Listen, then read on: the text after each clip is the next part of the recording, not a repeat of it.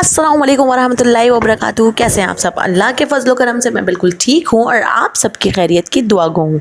अल्लाह ताला आपके वालिदैन को सेहत और तंदुरुस्ती के साथ ज़िंदगी अता फरमाए और अगर उनमें से कोई एक या दोनों हयात ना हो तो उनकी मग़फ़िरत फरमाए, उनके दर्जात बुलंद करे और कब्र में हुज़ूर अकरम सल्लल्लाहु अलैहि वसल्लम की ज़ियारत नसीब अता फरमाए। अच्छा जी, आज तो कोई टॉपिक नहीं छेड़ा जाएगा, छेड़े जाएंगे तो सिर्फ दिल के तार।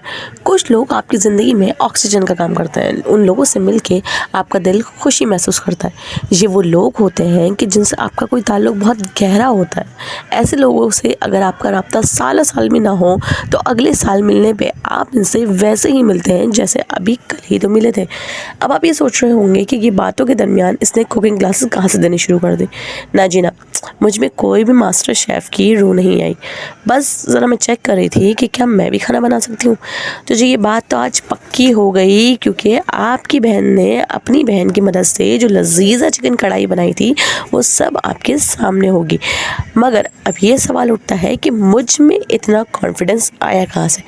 तो देखिए, मेरा मानना ये है कि ज़िंदगी में लोग आपको मोटिवेट करेंगे, कुछ लोग होंगे जो आपको डीमोटिवेट करेंगे, कहेंगे तो तुम कुछ नहीं कर सकती, तुम्हारे हाथों में जायका नहीं है, तुम्हें कुछ पकाना नहीं आएगा। तो ऐसे लोगों के लिए मेरा मशवरा आपको ये है कि ऐसे लोगों से और उनकी बातों से आप खुद को कोसों दूर रखें, क्योंकि यही वो लोग होते हैं जो आपकी दिमागी सेहत बर्बाद करने के ज़िम्मेदार होते हैं, जिनकी वजह से आप एक वक्त को खुद सोचने लग जाते हो कि आप सच में कभी कुछ कर सकते हो कि नहीं।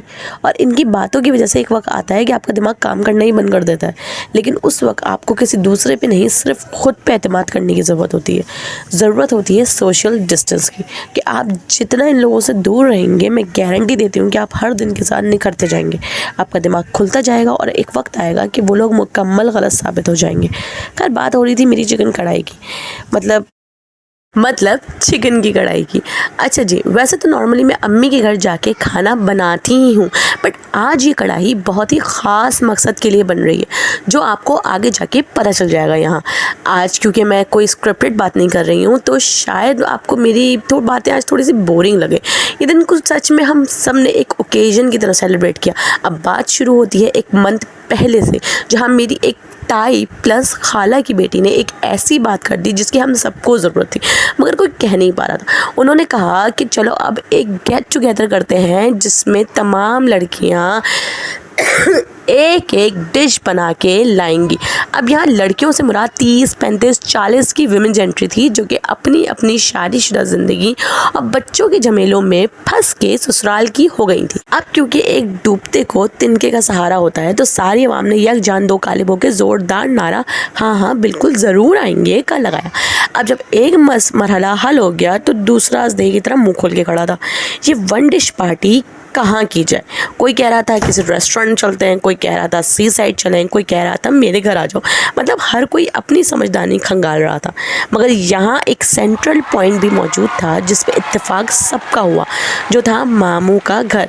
जी हाँ, ये हमारे छोटे मामू का घर है, जो तमाम कज़न्स के लिए एक ऐसा सेंट्रल पॉइंट था जिसमें हम सब कंफर्टेबल होके आ भी सकती थी और यहाँ और यही नहीं बल्कि हम सब के हस्बैंड्स ने खुशी खुशी हमें नाइट स्टे की भी इजाज़त दी थी। जी हाँ, मैं बात कर रही हूँ नाइट स्टे की। हाँ, ये वन डिश पार्टी कोई एक आम सी शाम में शुरू होकर रात में ख़त्म होने वाली वन डिश पार्टी नहीं थी।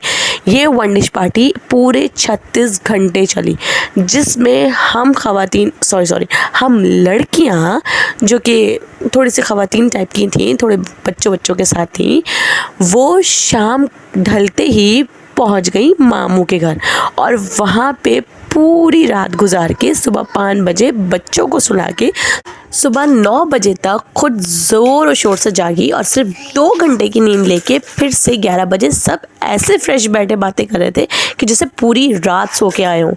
वैसे मुझे लगता है कि ये आपके इर्द गिर्द के लोगों की आपसे बॉन्डिंग का कमाल होता है कि आप खुद को कितना बेहतर महसूस करते हैं।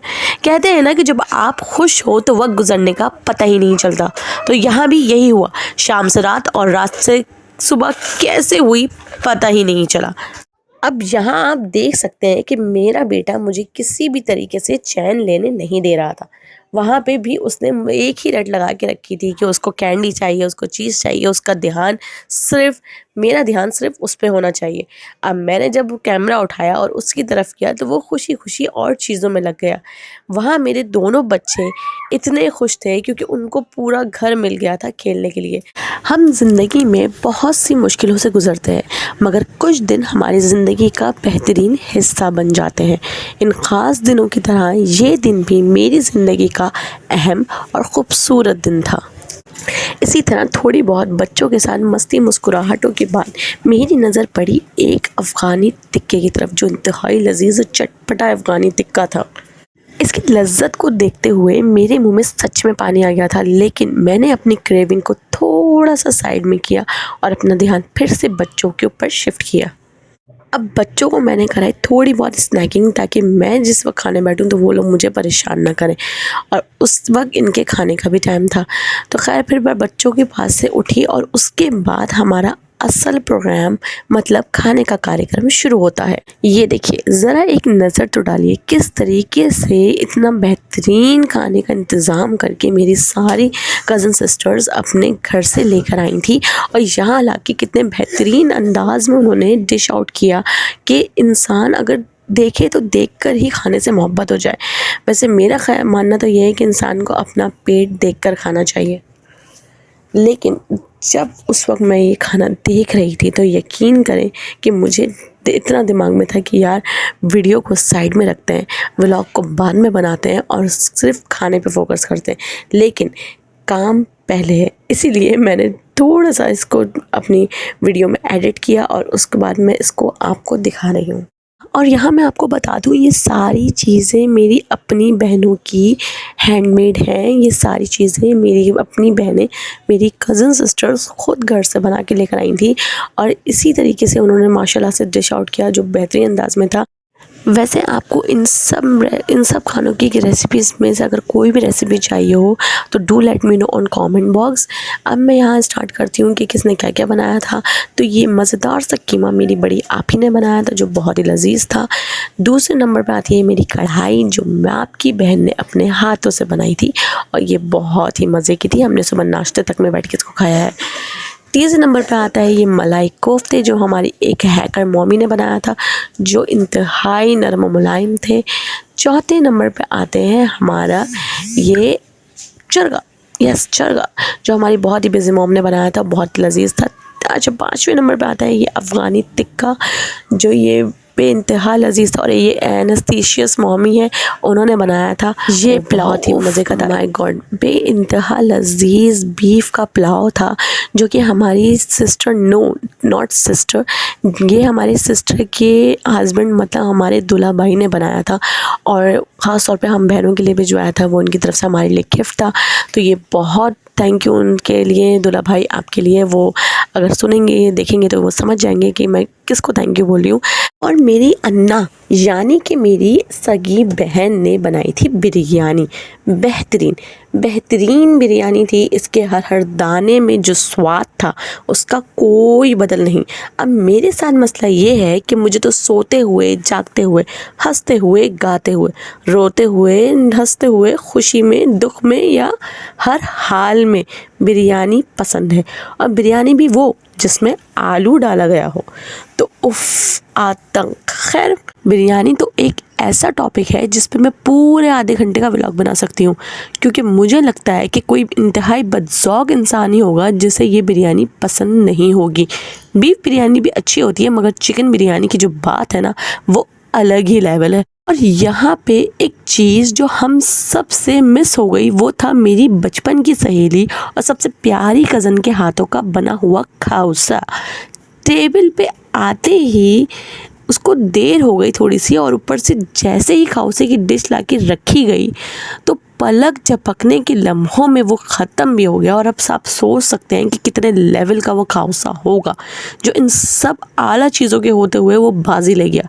वैसे मेरे ख़्याल में खाउसा हमारा वन डिश पार्टी का डिश ऑफ द डे था। ये जो शाही टुकड़े थे वो मेरी ताई प्लस खाला की बेटी ने बनाए थे और वो इंतहाई लजीज थे। दूसरे नंबर पे आता है ये ड्रीम केक, जो कि अपनी मिसाल आप था, बेहतरीन, बहुत ही ज़बरदस्त मज़े का। और मैं आपको बता दूं यहाँ पे कि ये ड्रीम केक जो है वो हमारी सिस्टर जो है वो ऑनलाइन भी बनाती हैं। तो अगर आपको किसी को चाहिए तो please let me know on comment box. और यहाँ पे मेरे बच्चों की छोटी आनी ने जो कोल्ड ड्रिंकों का अंबार हमारी टेबल पे सेट किया था, वो एक अलग ही लेवल का चीज़ थी, क्योंकि अच्छा खाने के बाद कोल्ड ड्रिंक पीने की ख्वाहिश सबको होती है और इतनी सारी कोल्ड ड्रिंक्स हमारी सेटिस्फेक्शन कंप्लीट करने के लिए केक काफ़ी जो थी। हमारी हैकर की तरफ से हमारे लिए था, तो ये भी बहुत लजीज था और उसने भी बहुत दिल से अपने घर में खुद ये केक बनाया था। इसके बाद बारी आती है डीजे वाले बाबू की। तो डीजे वाले बाबू ने जो रात में समा बांधा, उफ, उसके बाद का सीन तो मैं आपको दिखा ही नहीं सकती। उसके बाद सुबह कैसे हुई पता ही नहीं चला। सुबह का मंजर तो इंतहाई दिल फरेब था, क्योंकि उसने हमें उस वक्त की याद दिला दी जब हम अपनी नानी के साथ सुबह सुबह सो के उठते थे और उनके साथ ही सुबह उठ के यहाँ पे पौधों को पानी देते थे और उसके बाद ठंडी ठंडी धूप लेते थे। गर्मियों में बहुत देर तक खेलते रहते थे। तो मतलब ये बहुत ही ना एक दिलगदाज मंज़र था जो कि हमने उस वक्त महसूस किया। लेकिन ये कि इंसान, मतलब मेरे नहीं ख्याल है कि वीडियो में इंसान इतना जस्टिफाई कर सकता है उन चीज़ों को, उन जज्बातों को जो हम उस वक्त महसूस कर रहे होते हैं। लेकिन अब क्योंकि हमारे नाना नानी दोनों ही इस दुनिया में नहीं है और वक्त बहुत तेज़ी से गुजरा है, तो हम सिर्फ यही दुआ कर सकते हैं कि अल्लाह पाक उनकी, हमारे नाना नानी की मग़फ़िरत फ़रमाए, उनके दर्जात बुलंद करे और उनको कब्र में हुज़ूर अकरम सल्लल्लाहु अलैहि वसल्लम की ज़ियारत नसीब अता फ़रमाए। आमीन सुम्मा आमीन या रब्बल आलमीन। वक्त का काम होता है गुज़रना और वो गुज़र ही जाता है। और मेरा ख़्याल ये है कि अगर वक्त अच्छा हो और ख़ुशी वाला हो तो वो पर लगा कर उड़ जाता है और पता ही नहीं चलता।